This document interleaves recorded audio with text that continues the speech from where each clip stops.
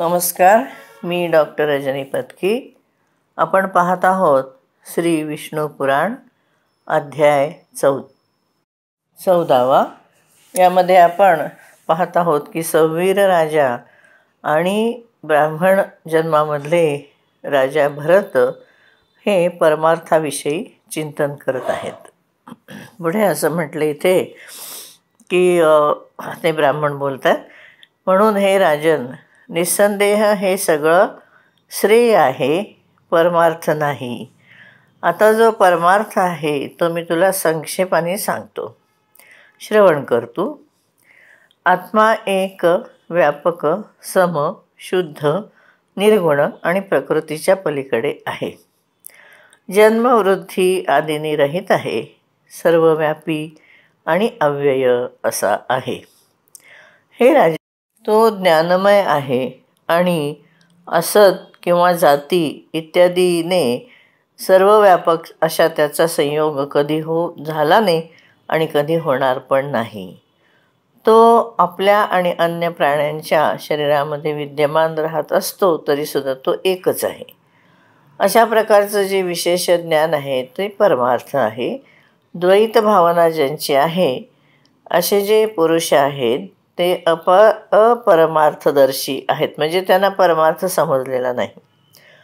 ज्या प्रकारे अभिन्न भावाने व्याप्त असलेला एकच वायू बासुरीच्या छिद्रामध्ये वेगळ्या प्रकाराने आवाज करतो आणि त्याप्रमाणे त्याचे षड्ज वगैरे भेद होतात, तसं शरीर वगैरे उपाधीचं जे कारण आहे ते सुद्धा जरी वेगवेगळ्या उपाधी असल्या तरी त्या एकाच परमात्म्याचे विविध भेद आहेत, म्हणजे देवता, मनुष्य, प्राणी वगैरे असे. एकरूप आत्म्याचं जे असं वेगवेगळा भेद आपल्याला दिसतो, त्या भेदामुळे बाह्य जसे देह वगैरे आहेत तसे ते कर्म करतात. म्हणजे वेगवेगळे प्राणी म्हणा, मनुष्य म्हणा, ह्यांची कर्म वेगवेगळे असतात. देवादी शरीरांचं भेदाचं निराकरण झाल्यावर मग ते राहत नाही. म्हणजे ज्या साधकाचं हे वेगवेगळा भेद शरीररूपी दिसतात त्याचं निराकरण झालं की मग त्याच्या दृष्टीने भेद काही राहत नाही. आणि ते जे आपल्याला भेद वाटतो ते केवळ अविद्येचं आवरण आहे, तोपर्यंतच तो राहतो. इथे हा 14वा अध्याय संपतो. यामध्ये 33 श्लोक आहेत. 15व्या अध्यायामध्ये ऋभू आणि निदाघ यांना अद्वैत ज्ञानाचा उपदेश हा विषय आहे. श्री पराशर ऋषी पुढे म्हणतात, हे मैत्रेय, असं सांगितल्यानंतर राजा मौन झाला आणि मनातल्या मनात विचार करत होता आणि त्याला असं वाटलं की आता आपल्याला अद्वैत नेमकं काय आहे ते समजून घ्यायला हवं. म्हणून ते विप्रवर जे आहेत ब्राह्मण ते त्या अद्वैत संबंधीची कथा त्या राजाला सांगायला लागले. ब्राह्मण म्हणाले, हे राजशार्दूल, पूर्वीच्या काळी महर्षी ऋभू यांनी महात्मा निदाघला उपदेश करताना जे काही सांगितलं होतं ते तू ऐक. हे भूपते, परमश्रेष्ठी ब्रह्मदेवाचे ऋभू नावाचा एक मुलगा होता. तो स्वभावानेच परमार्थ तत्वाला जाणणारा असा होता.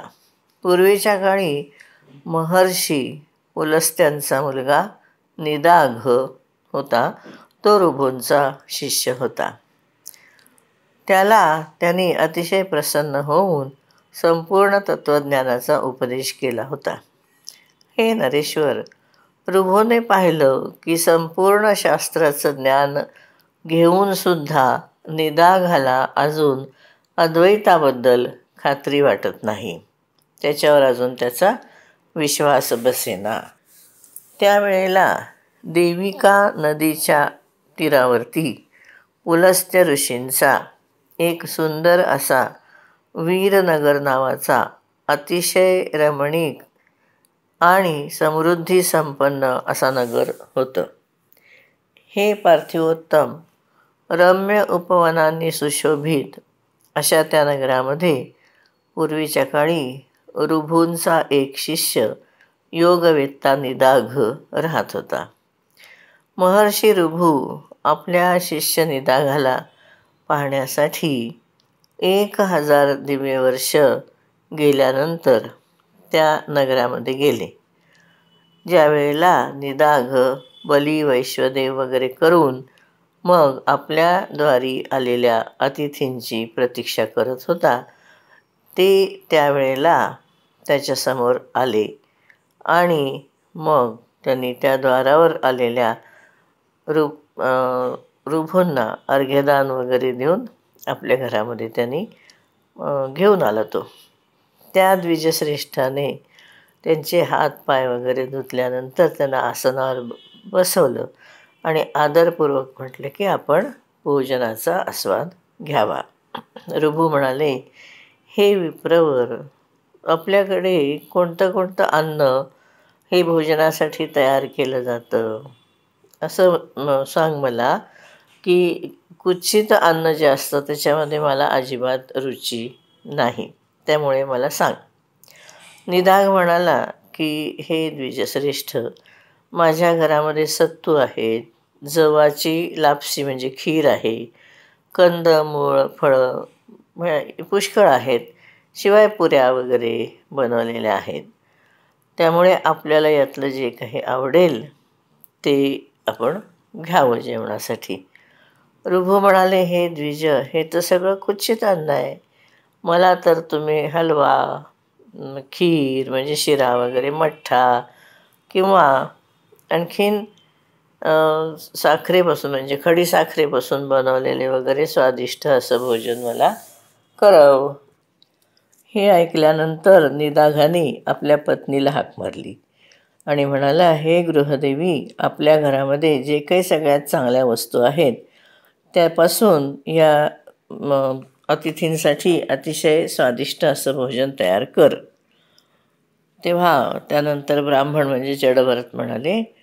त्यांनी असं म्हटल्यानंतर पत्नीने आपल्या पतीच्या आज्ञेप्रमाणे त्या विप्रवरासाठी म्हणजे ऋभूंसाठी चांगलं अतिशय स्वादिष्ट असं अन्न तयार केलं.